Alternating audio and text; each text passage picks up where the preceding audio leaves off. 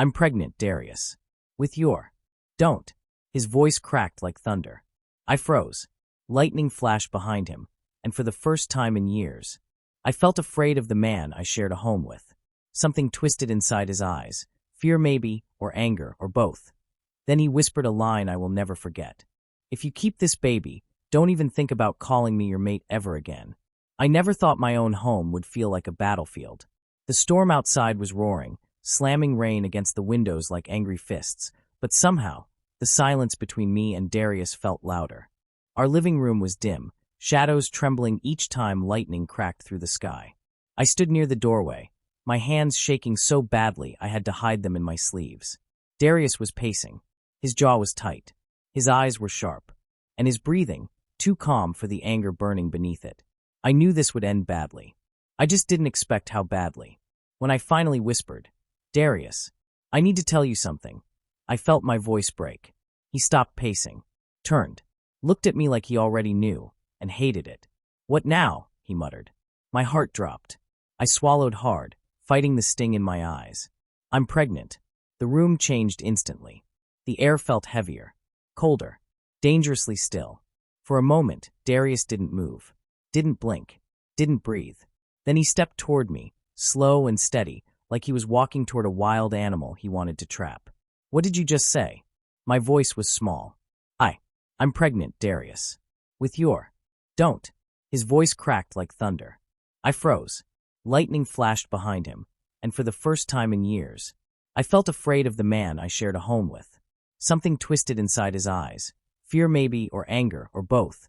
Then he whispered a line I will never forget. "If you keep this baby, don't even think about calling me your mate ever again." My breath shattered. "Darius," I murmured, "don't say that. Please. I can't just pretend this isn't happening. You should have told me sooner. I found out today. You should have prevented this," he roared. His voice shook the walls. My chest felt tight, and suddenly I couldn't breathe. "Do you really hate the idea of our child that much?" I whispered. He looked away.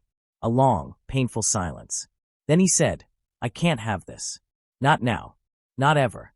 Something inside me cracked so deeply I knew I'd never be the same. I felt tears spilling before I realized I was crying. The storm outside suddenly didn't seem as violent as the one inside me. "You're choosing fear over me," I whispered. "I'm choosing my life," he shot back. A part of me died right there. I didn't wait for more. Didn't wait for him to say something worse. I just grabbed my coat, opened the door, and ran into the rain. He shouted my name once, sharp, angry, but I didn't stop. I couldn't stay. Not with the way his words still echoed like knives inside my head. The cold rain hit me instantly, soaking through my clothes. The wind pushed me sideways, and the streetlights blurred through my tears. I didn't know where I was running. I just needed air. Space. Safety.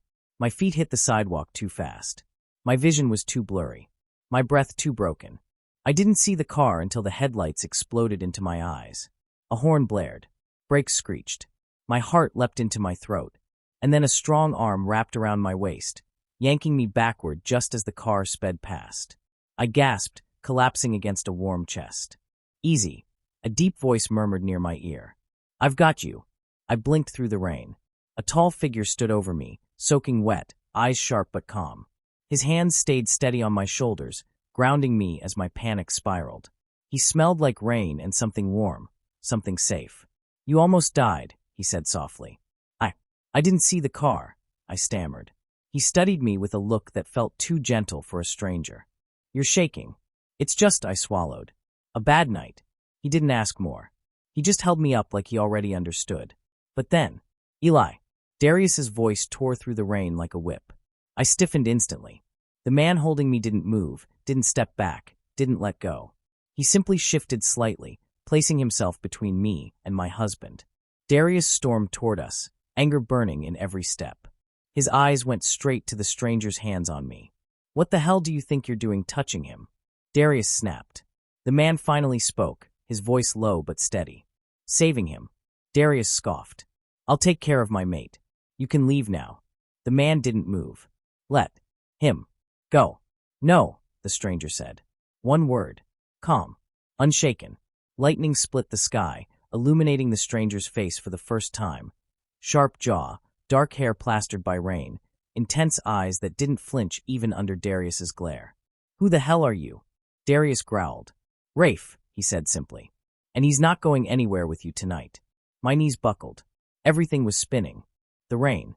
Darius's anger. Rafe's steady grip. I whispered, I can't. I can't." My vision blurred again. Rafe's arms wrapped around me, firm and protective. "Easy," he murmured. "You're safe." Darius snapped. "Don't touch him." But I couldn't hear anymore. The last thing I felt was Rafe lifting me gently, shielding me from the rain, his warmth cutting through the storm. And then everything went dark. I woke to warmth. Not the kind that comes from sunlight. There was no sunlight anywhere near me. The room was dim, lit by a soft amber lamp in the corner, casting a warm glow over everything. The air was quiet, still, safe in a way my body wasn't used to anymore. For a long moment, I didn't move. I just lay there, covered in a blanket that smelled like cedar and something faintly sweet, listening to my own breathing. It was slow, steady, not panicked, not rushed. That alone told me I wasn't home.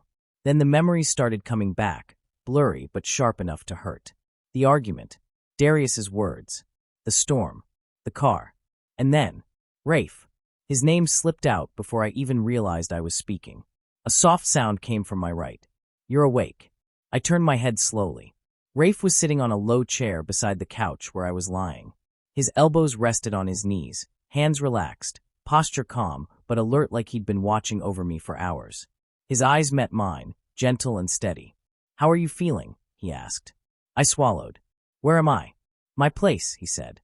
"I didn't know where else to take you, and you fainted before I could ask." Heat rushed to my face, embarrassment blooming. "Sorry. I didn't mean to cause trouble."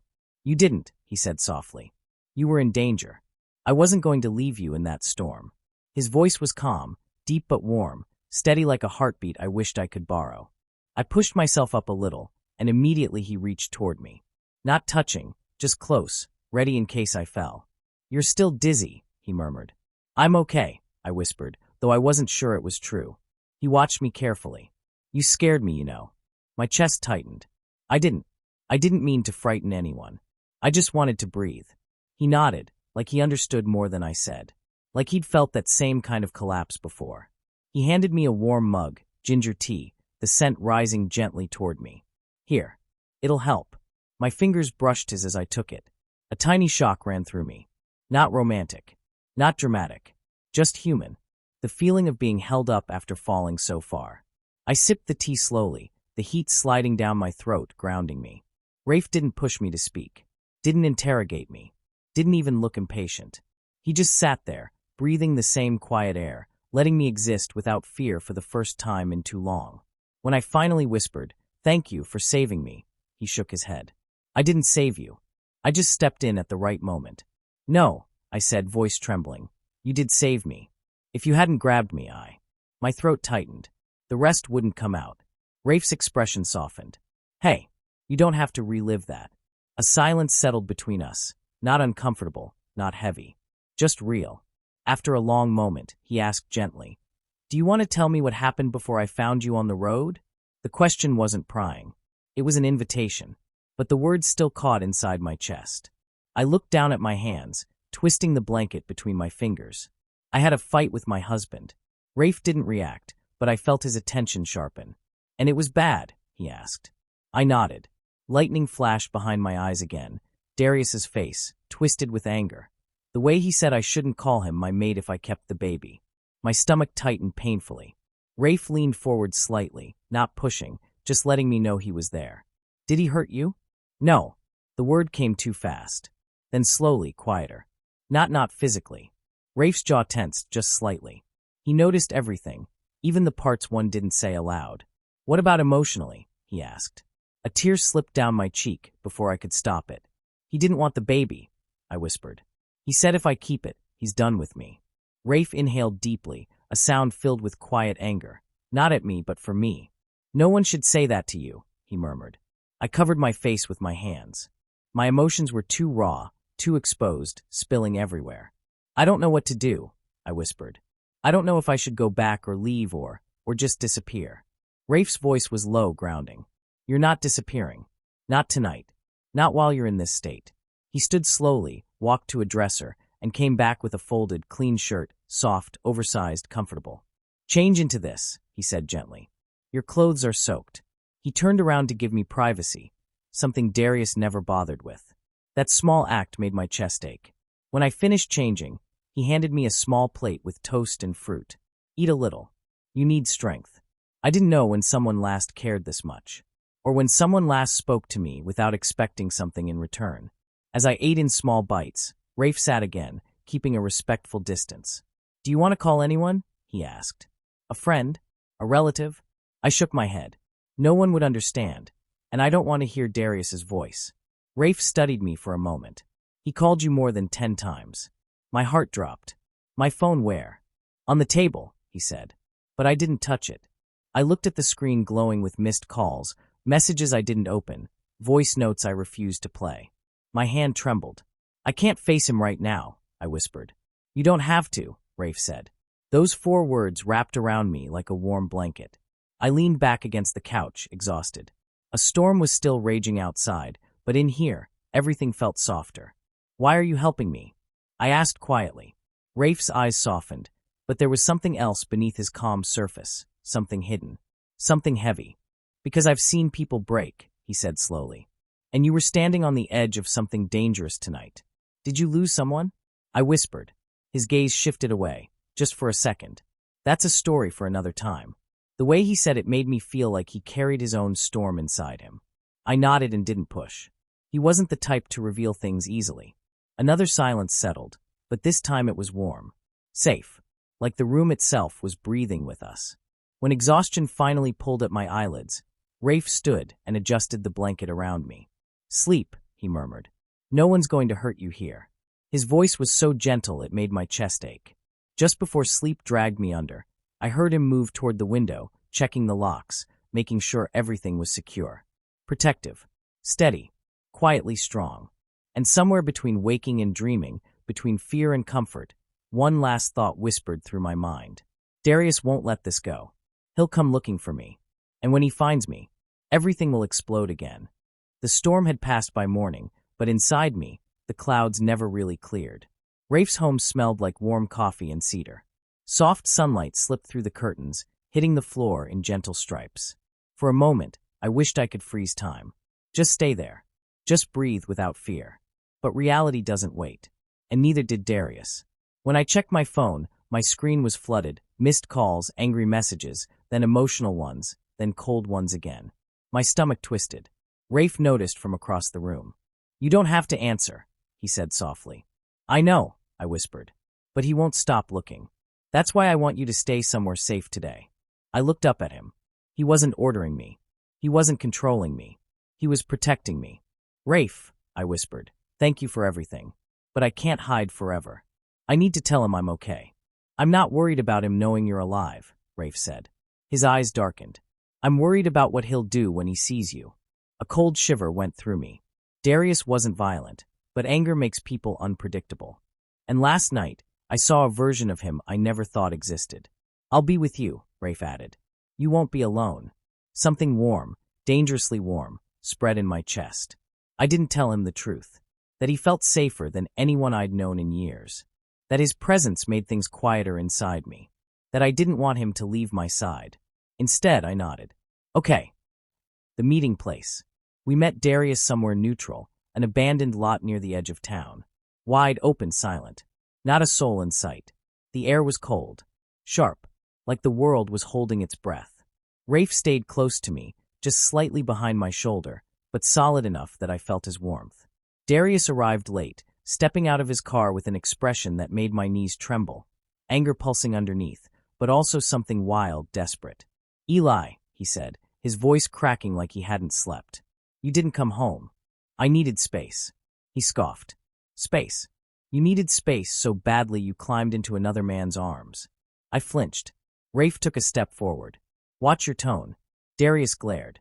This has nothing to do with you. It does, Rafe said, voice steady.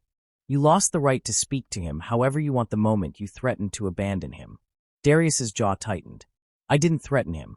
I swallowed. You did. Darius snapped toward me. I was angry, Eli. I didn't mean. You did, I whispered again. You meant every word. He froze. The silence stretched, heavy and cold. I saw his hands clench.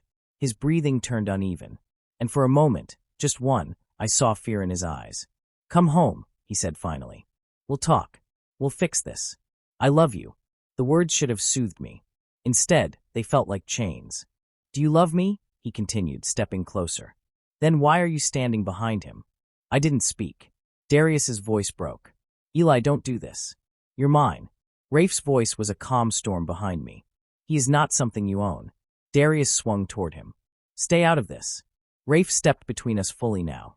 His shoulders squared, protective, unshaken. Stop. His voice wasn't loud, but it carried. He came to you needing love, support, and you pushed him into the rain. His eyes hardened. You don't get to drag him back now. Darius's breath trembled, fury rising again. What? You think you can take him from me? You think one night is enough to replace 3 years? Rafe didn't blink. I'm not replacing anything. I'm giving him something you didn't. And what's that? Darius spit. A choice. The wind stilled. My heart pounded so loudly I could barely breathe. Rafe turned to me then, slowly, gently, like he didn't want to scare me. Eli, he said softly, you don't have to go back. You don't have to stay with me either. You don't owe either of us anything. His voice dropped, tender and raw. You just need to choose the place where you feel safe. The word safe hit something deep inside me. Something bruised. Something neglected. Darius's breath hitched. Eli, please. Come home. We can forget all of this. Just come back. I looked at him. Really looked. At the desperation. At the fear of losing control. At the love twisted with anger, with pressure, with expectations I could never fit into again. And then I looked at Rafe. Calm. Steady. Open. A place to breathe. A place where my heart didn't feel like a prisoner. My voice shook, but it didn't break. I choose my baby, I whispered. Darius staggered back like I had stabbed him. And I choose safety. His eyes filled with something dark. You're choosing him? I closed my eyes. I'm choosing peace. Rafe's breath caught softly beside me. Darius's face crumpled, shattered between rage and heartbreak. He took one step toward me, reaching out. Rafe's arm moved instantly, blocking him with quiet strength. Don't, Rafe said. Darius's voice cracked. Eli, please. Don't do this to us. Tears blurred my vision. My voice was barely a whisper. You did this to us. Darius went still. Just still. Then he inhaled shakily, turned away, and walked back to his car with slow, fractured steps. He didn't slam the door. He didn't curse. He didn't scream. He just left. And the ache inside my chest twisted into something final. Something closing. Something ending. When his car disappeared down the road, my knees finally gave out. I didn't fall far. Rafe caught me instantly, his arms folding around me with a tenderness that broke me open. I pressed my forehead into his chest, sobbing quietly. He didn't say sorry. He didn't say, I told you so. He didn't say anything that would make my pain feel smaller. He just held me. His hand moved slowly up and down my back, warm and steady. You're okay, he whispered. I've got you. I clung to him like he was the only solid thing left in my world. And maybe in that moment, he was. For the first time in my life, I whispered into his shirt, I feel safe. Rafe's arms tightened around me, gentle but sure. And I choose the person who made that possible.